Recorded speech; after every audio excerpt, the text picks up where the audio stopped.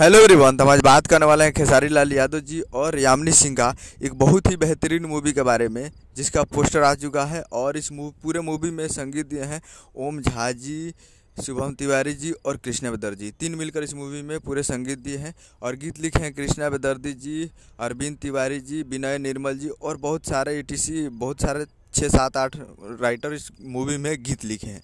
जिस मूवी का नाम है प्यार के बंधन, जो कि आपको स्क्रीन के ऊपर दिखाई दे रहा है। जिस मूवी का नाम है प्यार के बंधन।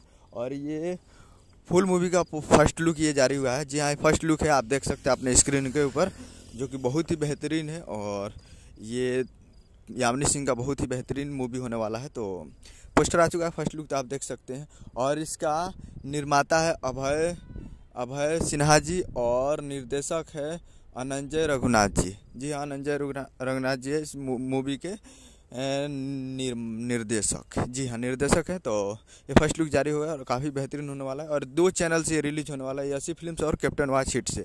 तो ये दोनों चैनल से इसको ट्रेलर को रिलीज किया जाएगा। तो अभी तो फर्स्ट लुक जारी हुआ है, इसके बाद सेकंड थर्ड लुक, उसके बाद ट्रेलर आएगा। तो आप लोग तैयार रहेगा।